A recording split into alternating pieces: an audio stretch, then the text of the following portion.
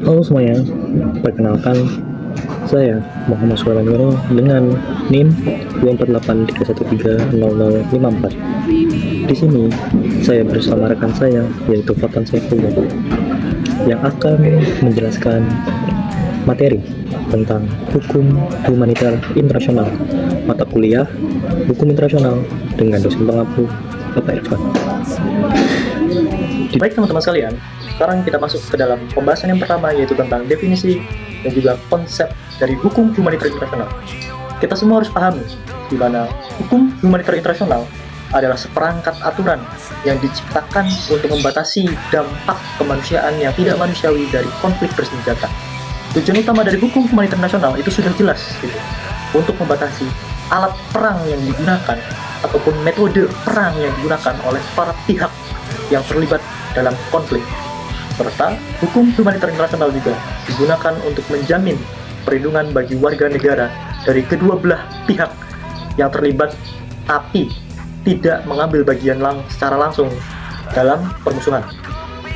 Aturan mendasar dari hukum humanitar internasional itu sudah jelas, di mana semua pihak kombatan atau militer yang terlibat dan juga telah jatuh ke tangan musuh itu berhak atas perlakuan yang manusiawi, gitu, terlepas dari apapun status dan fungsi mereka dalam aktivitas sebelumnya.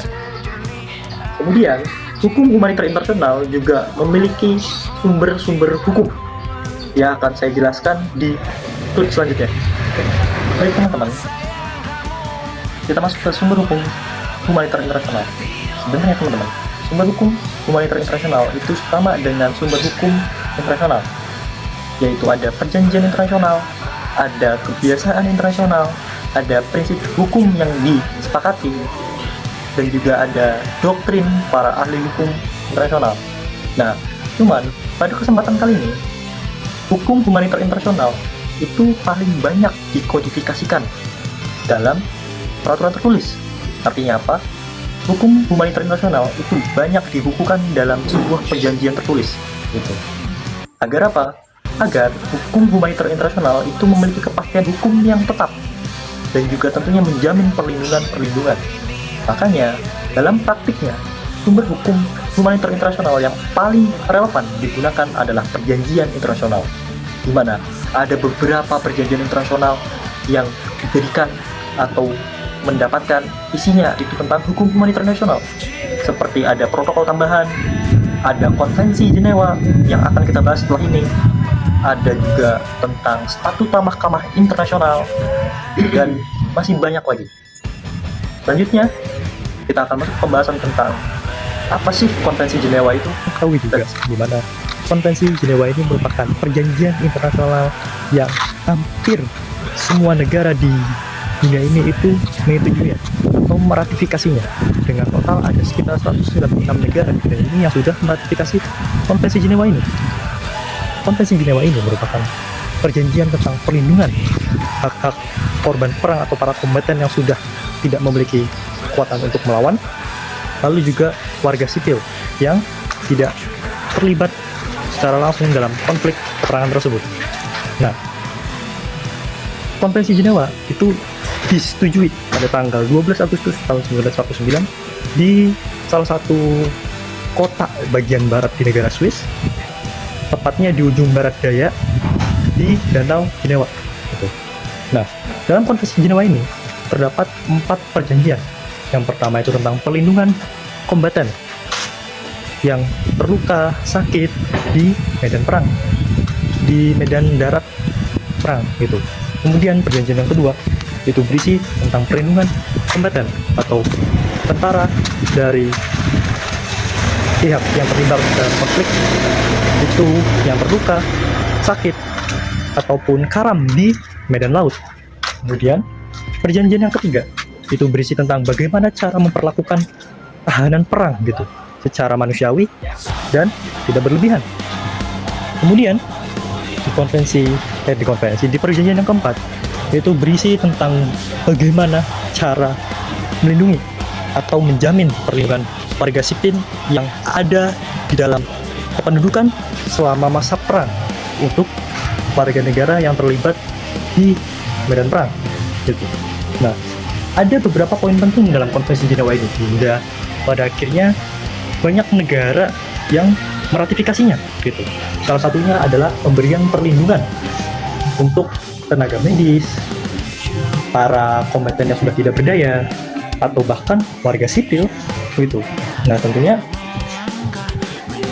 Konvensi Jenewa ini juga hadir dengan 4 konvensi dan juga 3 protokol tambahan gitu, yang memang isinya itu untuk memberikan perlakuan manusiawi gitu terhadap siapapun dalam statusnya apapun gitu. Karena Konvensi Jenewa ini ditujukan untuk apa ya? Memang dalam hukum humaniter internasional itu boleh melakukan peperangan, tapi peperangan ini ditujukan untuk melemahkan status militer lawan gitu, tanpa menghilangkan hak-hak asasi manusianya. Yang nanti hak asasi manusianya akan dijelaskan oleh rekan saya. Assalamualaikum warahmatullahi wabarakatuh. Halo teman-teman, perkenalkan nama saya Bulan Setua dengan NIM 2483-300-51. Di sini saya akan menjelaskan tentang materi perlindungan hak asasi manusia internasional dan peradilan hak asasi manusia internasional. Kedua materi ini untuk memenuhi tugas kelompok 12 mata kuliah hukum internasional dengan dosen pengampu beliau Bapak Irfan. Langsung saja kita masuk pada pembahasan pertama, yaitu tentang perlindungan hak asasi manusia internasional. Apa sih yang dimaksud hak asasi manusia? Hak asasi manusia adalah hak-hak dasar yang melekat pada setiap individu hanya karena mereka adalah manusia. Konsep ini telah berkembang seiring waktu dan menjadi salah satu prinsip mendasar dalam hukum internasional. Perlindungan hak asasi manusia dalam hukum internasional adalah suatu hal yang penting karena hal ini mencerminkan tekad dunia untuk mencegah pelanggaran hak-hak dasar manusia di seluruh dunia. Kemudian kita kaitkan perlindungan hak asasi manusia dalam konteks hukum internasional, yaitu didasarkan pada beberapa dokumen utama, termasuk Deklarasi Universal Hak Asasi Manusia PBB pada tahun 1945. Dokumen ini adalah tonggak penting dalam sejarah perlindungan hak asasi manusia dan menyatakan bahwa semua individu memiliki hak-hak dasar yang harus dipenuhi dan dihormati oleh semua negara. Selain itu, konvensi dan perjanjian internasional seperti konvensi hak-hak politik, hak-hak sipil, dan juga konvensi hak-hak ekonomi, sosial, serta budaya. Komponen-komponen tersebut merupakan bagian dari kerangka hukum internasional yang melindungi hak asasi manusia. Kemudian, peran organisasi PBB dalam perlindungan hak asasi manusia. PBB dan peran sentral dalam upaya perlindungan hak asasi manusia di seluruh dunia. Dalam kerangka PBB terdapat berbagai lembaga dan mekanisme yang terlibat mengawasi pemenuhan hak asasi manusia oleh negara-negara anggota. Salah satu lembaganya yaitu adalah Komisi Hak Asasi Manusia PBB yang bertugas memantau pelanggaran hak asasi manusia dan memberikan rekomendasi kepada negara-negara anggota. Kemudian kita masuk pada materi yang kedua, yaitu Pengadilan Hak Asasi Manusia Internasional. Apa sih yang dimaksud Pengadilan Hak Asasi Manusia Internasional? Yaitu lembaga peradilan yang dibentuk untuk menangani pelanggaran hak asasi manusia berat yang bersifat lintas negara dan tidak mampu diselesaikan oleh pengadilan nasional. Lembaga ini bertujuan menegakkan keadilan serta memastikan bahwa pelaku kejahatan tidak lolos dari hukuman.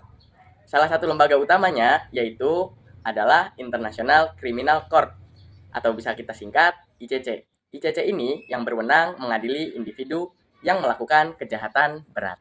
Nah, latar belakang terbentuknya Pengadilan Hak Asasi Manusia Internasional ini tidak terlepas dari tragedi besar dunia, terutama setelah Perang Dunia Kedua, yang menimbulkan banyak korban jiwa dan pelanggaran hak asasi kemanusiaan secara masif. Nah, setelah perang tersebut, dibentuklah Pengadilan Nuremberg dan Tokyo untuk mengadili pelaku kejahatan perang.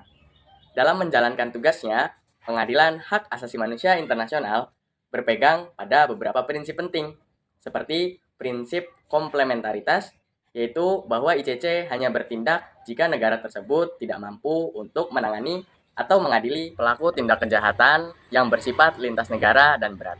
Mungkin cukup sekian presentasi dari saya, khususnya Fatan Saifullah dan rekan saya Muhammad Sulaiman Yuro untuk kelompok 12. Kurang dan kurangnya mohon maaf. Wassalamualaikum warahmatullahi wabarakatuh.